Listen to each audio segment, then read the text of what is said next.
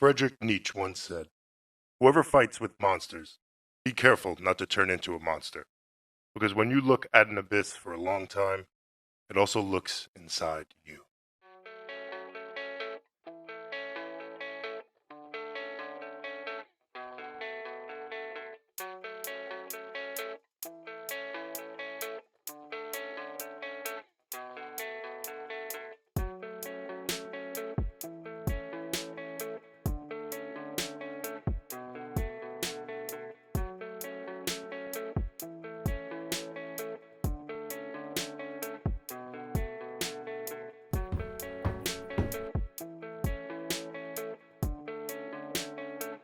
Have you ever wondered about our existence?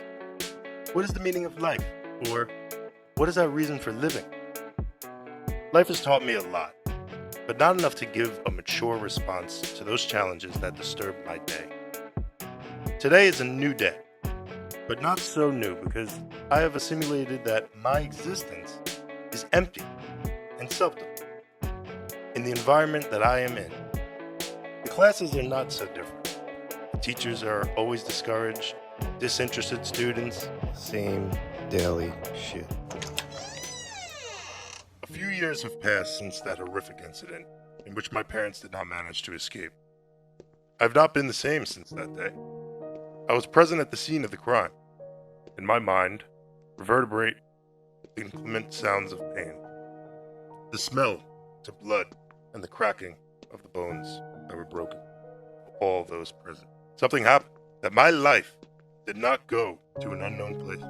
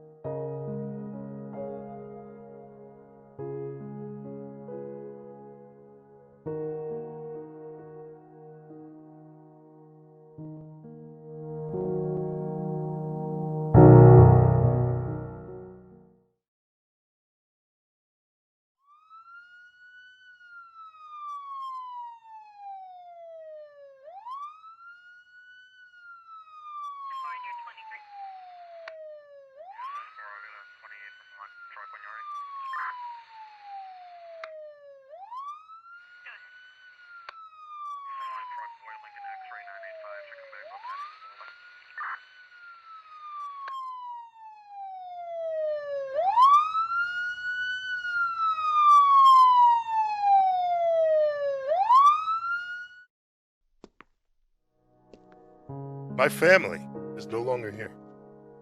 And now, I am carrying the weight of my absurd existence.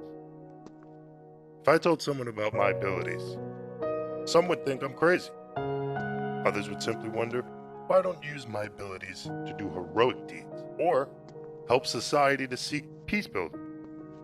Being a hero is no more than a primitive thought that is still present in our times.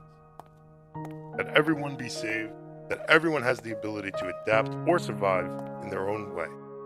I should not be the one that goes to save the weak. They should go and save themselves.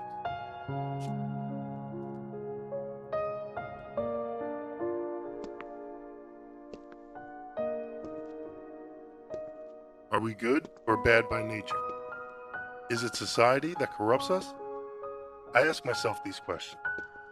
I don't know if I should use my skills to get my livelihood like rent, food, or work like an ordinary person.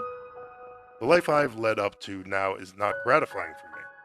without aspirations, without motivations, without the possibility of considering concrete goals, without anyone around me?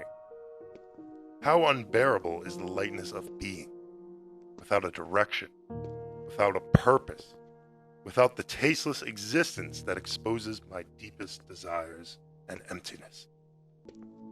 How to understand the human heart, knowing that all living creatures have an organ that allows them to pump oxygen throughout their bodies.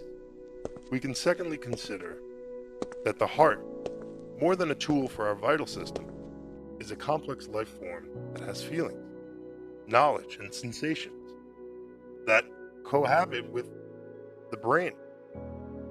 Knowledge is clear that with the passage of time and experiences, it is something that is acquired by little.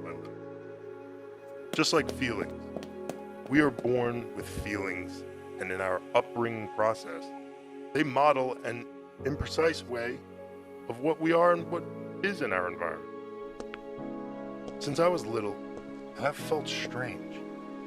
It is as if all those feelings were locked in a cage of birds, and that life as the owner of those birds has forgotten that they exist.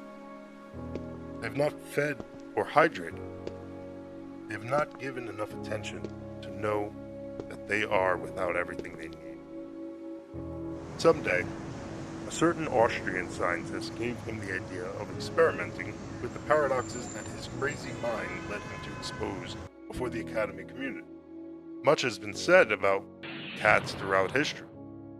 In the Middle Ages, the church is superstitious. In chilling writings, today, Schrodinger's cat flattens the idea that this living being can hypothetically be simultaneously alive and dead, a state known as quantum superposition, as a result of being linked to a random subatomic event that may or may not occur. That annoying thought of the cat does not let me transcend beyond the physical plane. It torments me emotionally to such an extent that there are signs of latent schizophrenia in my being. Of course, I do not have the fateful mental condition. If it existed, it may be existential. We all have internal demons. If you know how to look at the others, you will know that everyone has them, but very few have the ability to identify them, because few are able to see beyond that organ with which we have access to sight. Beware of those who have the capacity, because they can see through you, your most vulnerable part, and you will not know what can happen in that context.